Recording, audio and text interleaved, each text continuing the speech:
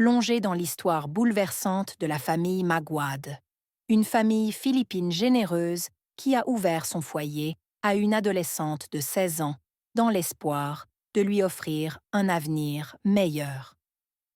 Ce qui semblait être un geste de pure bonté s'est transformé en un cauchemar inimaginable. Derrière le visage innocent de la jeune fille se cachait une âme sombre et une intention meurtrière. Comment une tragédie aussi glaçante a-t-elle pu survenir? Quel secret se dissimule derrière cet acte brutal qui a choqué tout un pays? Nous explorerons les zones d'ombre de cette affaire, les motivations obscures de la jeune meurtrière et les terribles conséquences qui ont brisé cette famille aimante. Préparez-vous à découvrir les détails troublants d'une histoire où la confiance et l'altruisme se sont transformés en un drame effroyable. La famille Maguad, résidant dans la tranquille petite ville de Mlang, sur l'île de Mindanao, incarnait l'image même de l'harmonie et de la réussite familiale. Cruz Maguad, patriarche de la famille et directeur d'école, était une figure influente dans la communauté. Reconnu pour son dévouement envers l'éducation, il jouait un rôle crucial dans la formation des jeunes générations, consolidant la réputation d'excellence et de respectabilité de sa famille. Sa femme, Lovella, était le pilier de leur foyer. Connue pour sa générosité et son implication dans des initiatives sociales locales, elle était aimée de tous, une mère dévouée et une femme d'une grande bienveillance. Ensemble, Cruz et Lovella représentaient un modèle de couple altruiste et profondément engagé dans des valeurs familiales solides. Leur aînée, Crizzle, illuminait les réseaux sociaux par son charme et son dynamisme. En plus d'être une étudiante exemplaire, elle poursuivait une carrière de mannequin, devenant une figure inspirante pour ses pairs. Son jeune frère, surnommé affectueusement Boy Boy, était tout aussi prometteur, reconnu pour son intelligence et son enthousiasme. Les Maguad travaillaient sans relâche pour offrir à leurs enfants une éducation de qualité et un environnement empli d'amour et de sécurité. Ils étaient à l'exemple d'une famille soudée, épanouie et respectée, jusqu'à ce qu'un événement tragique vienne bouleverser cette façade parfaite, plongeant leur existence dans l'obscurité et laissant une communauté entière sous le choc. Dans ce décor idyllique, une décision empreinte de bonté allait pourtant sceller leur destin, l'accueil d'une adolescente en quête d'un avenir meilleur. Ce geste altruiste, qui reflétait leur générosité naturelle, marqua le début d'un cauchemar dont les répercussions allaient ébranler à jamais les Maguad et leur communauté. Crizzle avait rencontré Janice lors d'une rencontre fortuite, mais significative, qui allait transformer leur existence. En parlant avec elle, Crizzle avait appris l'histoire touchante de cette jeune fille de son âge, marquée par une enfance fragmentée.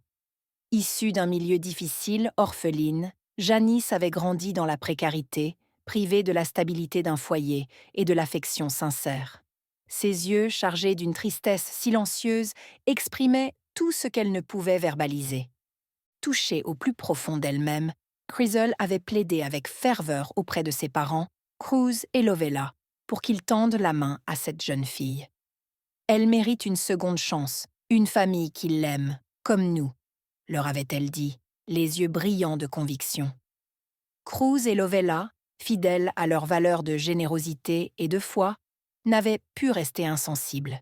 Ils avaient pris la décision d'adopter Janice, de lui offrir un toit, un foyer et l'opportunité de poursuivre ses études. Pour eux, c'était plus qu'un simple acte de charité. C'était une mission de vie, un moyen d'inculquer à leurs propres enfants les valeurs d'amour, de pardon et de solidarité. Au début, tout semblait bien se passer. Janice s'intégrait doucement à la famille, bien qu'elle soit parfois distante. Mais un jour, un incident vint troubler la tranquillité des Maguad. Une importante somme d'argent disparut, et après des recherches, Lovella retrouva les billets soigneusement dissimulés dans le sac de Janice. Le choc fut immense. Pour eux, cette trahison venait d'une fille qu'ils avaient accueillie comme leur propre enfant, en lui donnant tout ce qu'ils avaient. Pourtant, au lieu de céder à la colère, Cruz et Lovella firent preuve d'une patience et d'un pardon remarquables. Nous savons d'où elle vient, murmura Lovella à son mari ce soir-là. Son passé a laissé des cicatrices. Mais elle peut changer, si nous lui montrons que l'amour existe encore. Ils choisirent de pardonner à Janice, espérant qu'avec le temps et leur soutien, elle surmonterait les blessures de son passé. Mais ce qu'ils ignoraient, c'est que cet incident n'était que le début d'un enchaînement tragique. Derrière le sourire timide de Janice se cachait une colère enfouie, une blessure qui refusait de guérir et une intention sombre qu'aucun d'eux n'aurait pu prévoir. Ce qui avait commencé comme un acte d'amour et de bonté allait bientôt se transformer en un cauchemar qui briserait à jamais l'innocence de la famille Magwad. Au début, l'intégration de Janice dans la famille Magwad semblait sans fausse note. Elle partageait les repas, accomplissait les tâches ménagères avec Crizzle et ses frères, et fréquentait la même école qu'eux. Cruz et Lovella, convaincus que leur amour et leur dévouement pouvaient guérir les plaies d'un passé douloureux, lui offraient tout ce dont elle avait été privée. Un foyer chaleureux, une éducation stable et la promesse d'un avenir meilleur. Cependant, un détail subtil mais révélateur trahissait son malaise. Janice refusait catégoriquement d'appeler Cruz et Lovella papa et maman. Pour eux, cela semblait être une simple réserve, une barrière temporaire qui disparaîtrait avec le temps. Mais pour Janice, c'était le signe d'un sentiment plus profond d'inadéquation et de distance. Malgré les efforts des Magwad pour l'accueillir comme leur propre enfant, des tensions invisibles s'installaient. Janice, derrière ses sourires polis, se sentait étrangère dans cette famille qu'elle percevait comme parfaite. L'attention naturelle que Cruz et Lovella portaient à leurs enfants biologiques, bien qu'impartiale en apparence, devenait à ses yeux une source de jalousie et d'amertume. Au fil des mois, ce ressentiment grandit comme une ombre menaçante.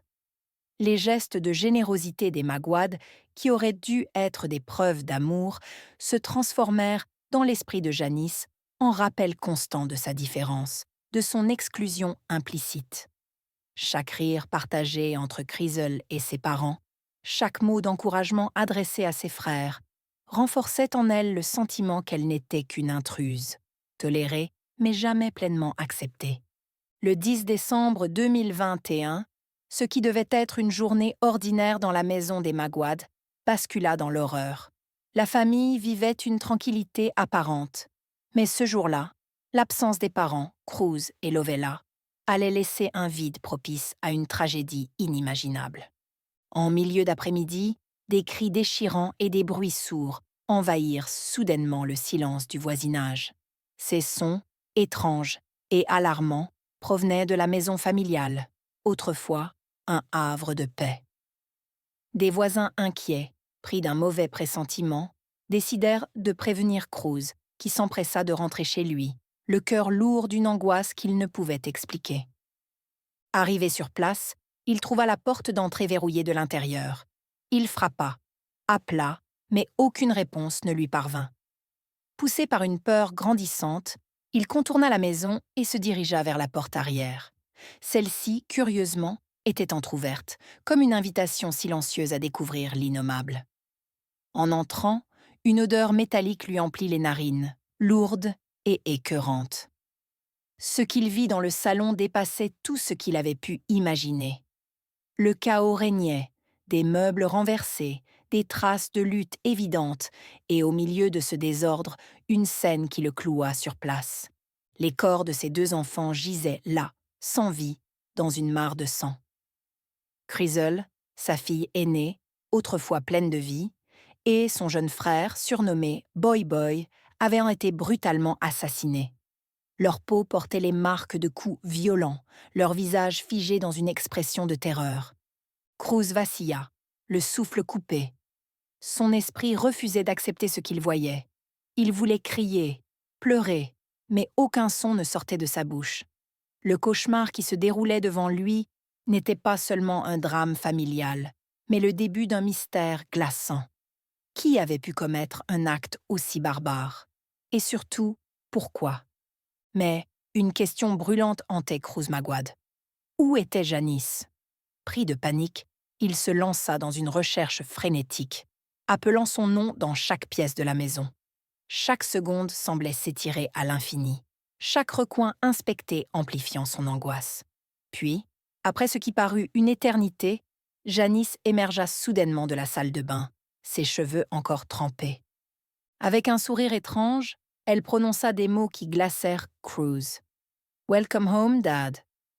Ces mots, banals en apparence, portaient une charge émotionnelle énigmatique, presque dérangeante.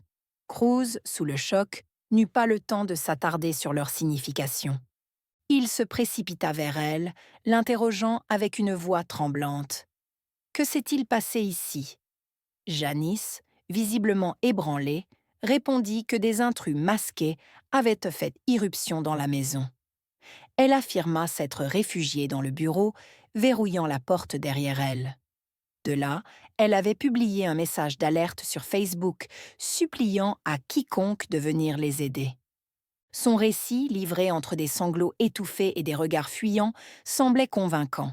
Sa peur était palpable, presque contagieuse. Pourtant, un détail persistait dans l'esprit de Cruz, ce sourire furtif et ses premiers mots étranges, comme une ombre inquiétante dans cette nuit de terreur. La police arriva rapidement sur les lieux, déterminée à percer le mystère de ce massacre atroce. Mais dès les premières heures de l'enquête, des éléments troublants commencèrent à émerger, jetant une ombre sur l'histoire racontée par Janice. La maison ne présentait aucun signe d'effraction. Pas une serrure forcée, pas une fenêtre brisée. Comment des intrus auraient-ils pu entrer et commettre un tel carnage sans laisser de traces? Ce détail, à lui seul, remit en question l'existence des soi-disant assassins masqués. En interrogeant Janice, les enquêteurs notèrent des incohérences flagrantes dans son récit. Son explication semblait hésitante, presque improvisée. Lorsqu'ils découvrirent les armes du crime, une batte de baseball appartenant à Boy Boy, un marteau et 2 couteaux de cuisine, cachés dans la salle de bain, leurs soupçons s'amplifièrent. Pourquoi ces armes auraient-elles été soigneusement dissimulées là? Et surtout, pourquoi Janice, le jour du drame, aurait-elle pris le temps de se doucher alors que les corps mutilés de Creasle et Boy Boy gisaient dans le salon? Était-ce pour effacer des traces de sang incriminantes? Alors que la famille et les proches des Magwad sombraient dans le chagrin, le comportement de Janice devenait de plus en plus déroutant. Son apparente sérénité tranchait brutalement avec l'horreur du drame.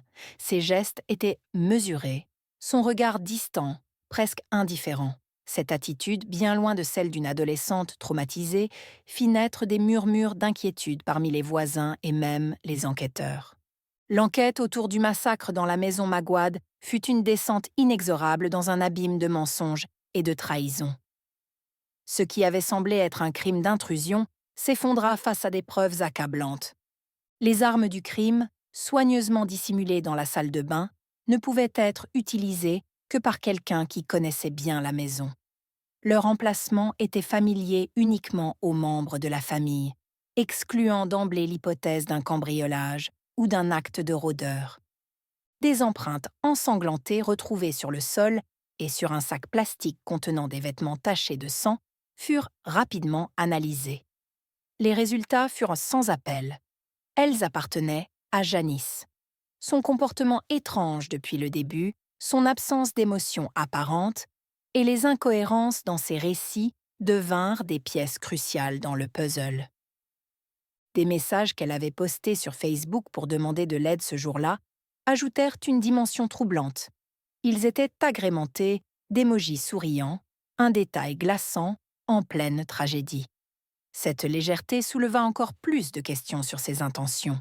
Au bout de 6 jours d'enquête intense, Janice craqua et avoua son crime.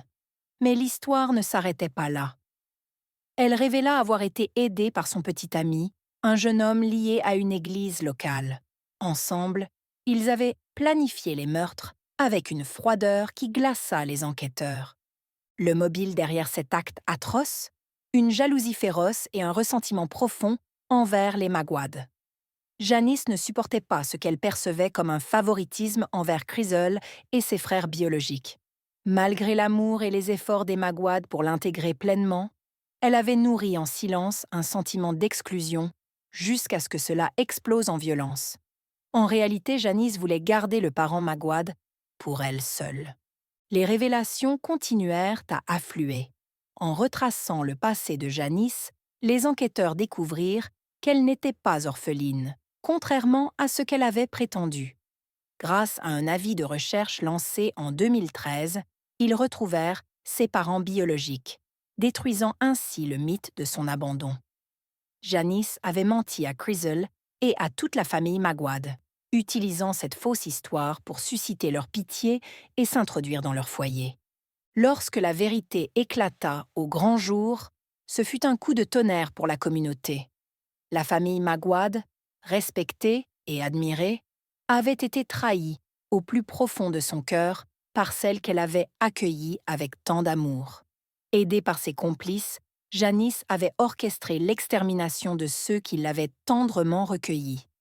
Le choc et la douleur se mêlèrent à un sentiment d'injustice insoutenable. Comment une jeune fille pouvait-elle commettre un acte d'une telle cruauté contre des personnes qui avaient tout fait pour lui offrir une seconde chance? Cette histoire devint un symbole des ténèbres que peuvent cacher les apparences, et un rappel poignant que même les gestes les plus altruistes peuvent être trahis par des âmes consumées par l'envie et la haine. Dévastés, les parents refusèrent de laisser cette tragédie sombrer dans l'oubli. Leur douleur, aussi profonde soit-elle, devint leur arme dans une quête inlassable pour obtenir justice. Ils multiplièrent les appels aux autorités locales et se tournèrent vers les réseaux sociaux, où leur cri de détresse trouva un écho national.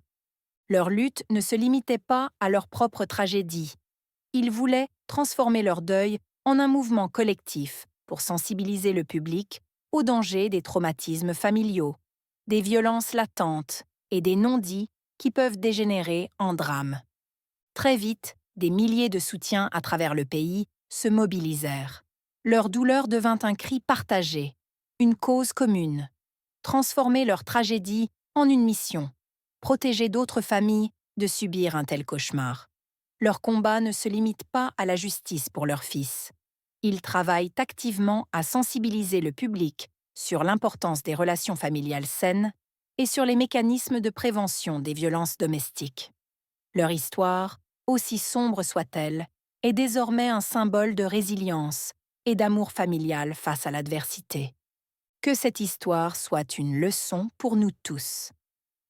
Elle nous rappelle que même dans les environnements les plus paisibles, des tragédies peuvent survenir, souvent alimentées par des blessures que l'on ne perçoit pas à temps. Merci d'avoir écouté cette histoire.